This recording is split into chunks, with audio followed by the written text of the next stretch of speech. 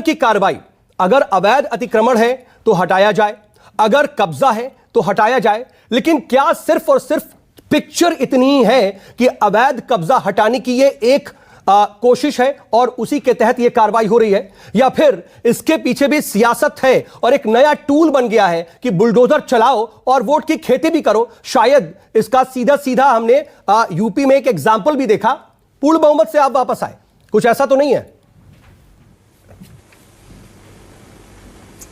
सौद साहब, सबसे पहले मैं जानना चाहता हूं कि पत्थर चलाना सेक्युलर है, परंतु बुलडोजर चलाना सांप्रदायिक हो जाता है। अवैध निर्माण करना, अतिक्रमण करना सेक्युलर है, पर अतिक्रमण हटाना सांप्रदायिक हो जाता है। दंगे करना सेक्युलर है, दंगाइयों पर कार्रवाई करना कम्युनल हो जाता है। करौली में आज 15 दिन से ज्यादा हो चुके हैं, मुख्य आरोपी मतलूब फरार है। राजस्थान की सरकार कोई कार्रवाई नहीं कर पाती है, परंतु खंबाट में, खरगोन में, जहांगीरपुरी में तुरंत कार्रवाई होती है, सख्त कार्रवाई होती है, तो वो सांप्रदायिक कहलाता है। तो ये दोहरे मापदंड मेरे समझ में नहीं आते। और मैं दूसरी बात पूछना चाहता हूं, अगर कोई अवैध अतिक्रमण है, कोई असामाजिक तत्व है, तो उस पर कार्रवाई करना, इसको सांप्रदायिक रंग देना कब से शुरू हो चुका है?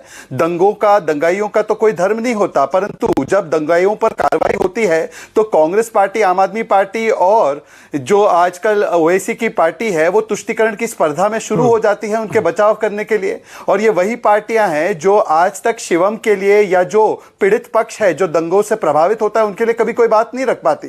परंतु आपने सवाल पूछा तो मैं आपसे एक सवाल दूसरा पूछना चाहता हूं। 7 से अधिक बार जहांगीरपुरी में अवैध अतिक्रमण पर कार्रवाइयां होते रही है, परंतु आज तक कोई भी ये महान प्रबुद्ध लोग कोर्ट नहीं गए। परंतु आज जब कार्रवाई हो रही है तभी कोर्ट क्यों गए? और आपको तो देखा होगा, आप तो लगातार कवर कर रहे थे, पहली कार्रवाई जो हुई वो गुप्ता जूस सेंटर पर हुई, एक कार्रवाई रमन झा की पान दुकान पर हुई, तो इसको सांप्रदायिक रंग क्यों दिया जा रहा है? और जो कार्रवाई हुई, ये भी मैं आपको बता दूं, क्योंकि यहां पर कई प्रबुद्ध लोग बैठे हैं, दिल्ली म्युनिसिपल कॉर्पोरेशन एक्ट 1957 के तहत, आपको मैं सेक्शन भी बता देता हूं, section 130, 163, 348, 368, part 1, part 2, part 3, part 4 के तहत हुई है। अब इसमें कोई भी अगर आपको दिक्कत हो, परेशानी हो, तो टीवी पर बयानबाजी करने से अच्छा कोर्ट पर चले जाओ। कोर्ट में मामला चला गया है। खरगोन की कार्रवाई 11 तारीख को हुई, 20 तारीख आज हुई है। एक भी ये लोग जो पूरा माहौल बना रहे दंगाइयों को ये साबित नहीं कर पाए कि जो हमारी कार्रवाई खरगोन में थी वो अवैध थी या किसी भी प्रकार से असंवैधानिक थी। केवल माहौल बनाना है और यही करते हैं ये लोग।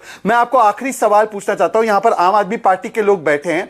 आम आदमी पार्टी ने दिल्ली दंगों में पहले उनका ताहिर हुसैन शामिल था, उसको बचाने के लिए अमातुल्ला खान ने बयान दिया कि मुस्लिम है इसलिए कार्रवाई हो रही है। अंसार के भी तार जो है वो आम आदमी पार्टी से जुड़े हैं। जिस व्यक्ति के बारे में वो बता रहे थे, संगीता बजाज, वो 2020 से आम आदमी पार्टी में और उसके साथ उसके समर्थक मतलब अंसार उनकी पार्टी में शामिल हो चुके हैं, उनकी प्रेस रिलीज भी है। परंतु आम आदमी पार्टी कह रही थी रोहिंग्या, बांग्लादेशी। आज मैं एक बहुत बड़ा खुलासा करने जा रहा हूं, प्लीज मुझे सौद साहब एक आधा मिनट और दे दीजिए। एक खुलासा कर रहा हूं। मनीष सिसोदिया ने अभी कुछ देर पहले, मैं देख रहा था प्रेस कॉन्फ्रेंस में, उन्होंने कहा कि देश में रोहिंग्याओं को भारतीय जनता पार्टी बसाती है।